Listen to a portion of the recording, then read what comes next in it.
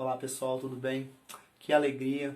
Eu quero compartilhar com vocês o início da série do Saúde na Prática, que apresenta os efeitos invisíveis do exercício, certo? Como vocês podem ver a imagem, tudo que a gente está programado para fazer com a genética, né? A gente toma uma pílula, toma uma vacina, né? Toma um medicamento, né? Que atua em diferentes sistemas através do músculo, que é o que nós atentaremos aqui.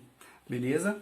Então, meu nome é Gustavo, sou mestrando em Educação Física e quero colocar os aspectos de saúde para você colocar na prática e assim se beneficiar desse sistema tão lindo, complexo, perfeito e sistemático. Vem comigo!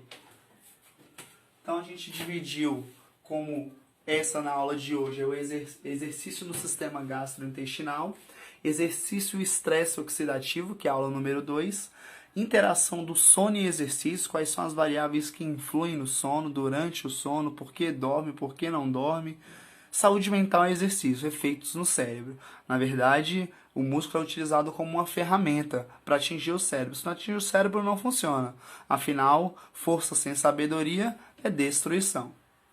Então, seguindo, número 1, o que acontece, como funciona.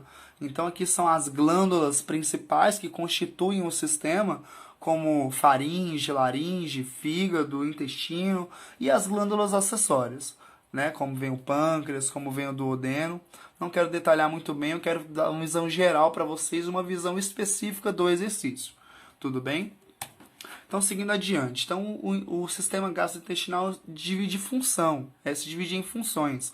Tudo tem uma função, nada está ali por acaso, ok? Então, as funções são motilidade, secreção, digestão e absorção. Eu vou falar cada uma delas separadamente agora. Motilidade se refere ao transporte do alimento, né? Que nós ingerimos, que nós comemos, por todo esse sistema que eu apresentei anteriormente. Pelo intestino, pelo esôfago, pela boca, não é mesmo? Até a gente entrar no último processo, que é a defecação, ok? Pelo reto. Então, beleza. A secreção se libera a liberação de água, a liberação de enzimas digestivas, tá? Para a luz, né? Para onde passam os alimentos no intestino, né? Que é propriamente no sistema, no gastrointestinal, ok? Que é onde ocorre a digestão dos alimentos. Digestão essa que é a quebra química e mecânica dos alimentos em moléculas maiores para moléculas menores. Então, ela vai quebrando para facilitar, né? A grande ideia é facilitar, né, a absorção desses nutrientes para o sangue, para as células, para nutrir. Nós precisamos de energia, ok? Então, esse transporte se refere a esse transporte ativo e passivo, né, para o fluido, né, para onde ocorre o líquido, né, que é um meio viscoso, né, onde ocorre o alimento nesse meio viscoso, nessa luz intestinal, para obtermos assim energia. Eu vou falar sobre transporte um pouco mais à frente, quero prender sua atenção nesse momento, um pouco de paciência. Quando a gente consegue essa obtenção de energia para nutrir todas as células, a gente atinge o alvo, ok? Então, os conceitos das enzimas, como eu falei anteriormente, ela cataboliza essas macromoléculas para moléculas poliméricas menores para facilitar a absorção, né? O epitélio é onde está a luz do intestino, né? Por onde passam os nutrientes. Eu vou mostrar uma figura mais à frente que deixa bem claro isso para o sangue. O sangue é onde vai estar presente as moléculas, por exemplo, o carboidrato, 6 moléculas de carbono, 12 de hidrogênio, 6 de oxigênio. O sistema nervoso precisa disso, o sistema imunológico precisa disso, né? Tá ansiando por isso, né, para a gente nutrir as células. O transporte ativo se refere, passa um ambiente contra gradiente de concentração, ou seja, onde não tem esses nutrientes, onde não tem essas moléculas, e aonde tem muito, então passa de onde tem muita para onde tem pouca, ok? E o passivo nada mesmo é o livre transporte, ela sai e entra quando quiser, ok? Bom, então essas são as quatro funções, tá aqui atuando, tá? Aqui a luz, né? Lumen, né? Que tá aqui em espanhol, ok? Então o alimento vem, ele é digerido aqui, certo? Na motilidade, onde ele é transportado, né? Então ele é absorvido para o sangue, né? Através do epitélio, ok? Na parede, né? Onde tem a secreção. Aqui tem as mucosas que revestem, né? Que protegem de substâncias tóxicas atravessarem essa barreira, ok? Não permite a livre passagem de qualquer molécula. Até isso, que sistema inteligente, não é mesmo?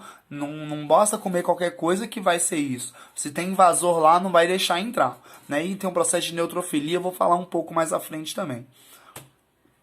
Como o exercício atua nesses sistemas? Né? Com esses diferentes órgãos, diferentes glândulas acessórias. Né? Mais uma vez, a saúde sendo colocada em prática. Bom, a saúde está na sua mão. Né? É simplesmente a gente atuar fazendo exercício diariamente, de forma regular, a gente obter esses sistemas, essa máquina, essa engrenagem funcionando. Fica comigo.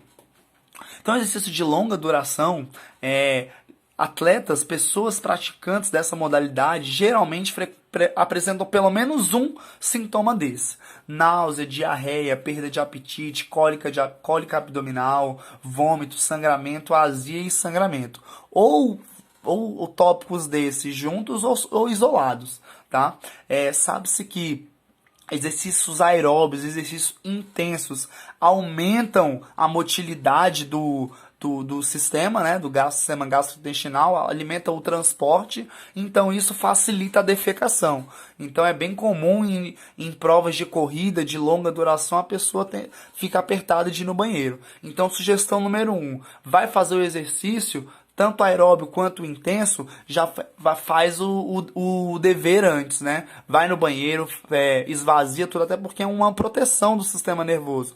Bom, se eu vou correr muita distância, se eu vou carregar muito peso, se referindo a alta intensidade, então eu quero tirar o peso, né? Esse excesso de peso que está já pronto para ser expulso fora, até porque não serve mais de nada. Quanto mais tempo ficar no intestino, mais força você vai ter que fazer na hora de defecar. Por quê? Porque vai estar absorvendo o máximo de nutrientes dos alimentos que estão lá prontos para ser defecados.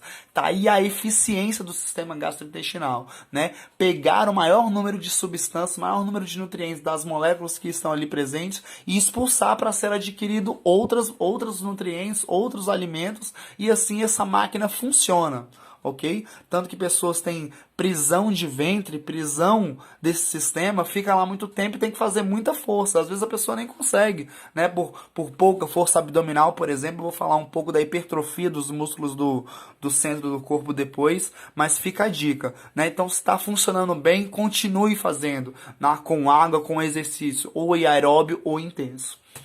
Bom, então os sintomas eles se dividem em superiores, né? Que se refere ali a laringe, a faringe, a boca, e os inferiores, que é propriamente a defecação, né? O reto ali, por exemplo.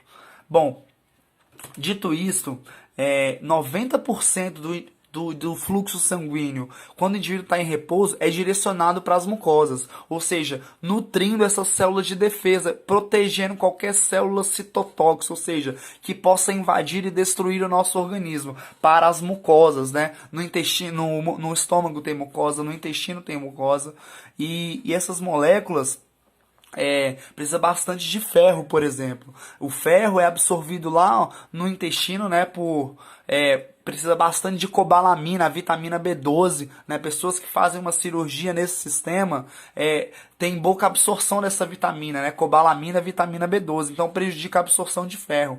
Não é à toa que pessoas que precisam fazer reposição com ferritina, que é intravenosa, tem dificuldade na respiração. Por quê? Porque a hemoglobina, para saturar de oxigênio, encher de oxigênio para nutrir as células, para continuarem em exercício aeróbio, metabolismo aeróbio, também só faz isso na presença do ferro. Ou seja, não tendo ferro, uma boa alimentação prejudica. E com relação a essas mucosas, quando essas mucosas não funcionam, quando seres invasores invadem o sangue através que as mucosas não fizeram a função dela, tem uma liberação de neutrófilos, né, exagerada, exacerbada. Tem neutrofilia no fluxo sanguíneo. O que eu quero dizer com isso? Tem invasores, né? É um indicativo de infecção, é um indicativo de doença inflamatória. Espécies reativas de oxigênio. Espécies reativas de oxigênio trataremos exclusivamente na aula 2, que é estresse oxidativo. Eu não quero me antecipar, mas funciona bastante nisso. E quero deixar uma lição que a hipertrofia do psoas, entenda, o psoas não é ilho psoas. Psoas está na região retroperitoneal, atrás do rim, ali próximo à coluna vertebral. O ilho está aqui na frente, auxiliando a flexão do quadril. Não que o psoas não atue na flexão do quadril, atua também, quando você levanta a perna. Mas o psoas está lá atrás. As pessoas falam como se fosse um só e são dois músculos diferentes em lugares diferentes. Então a hipertrofia desse músculo pode causar pressão contra o colo intestinal, né? E facilita a defecação. Ou seja, a pessoa tem maior facilidade de defecar pelo aumento da motilidade. Então esse é o sistema gastrointestinal, a influência do exercício, tá? Continue fazendo a máquina funcionar. Não pare de treinar. Ou treine ou antecipe a morte. Obrigado. Saúde na prática.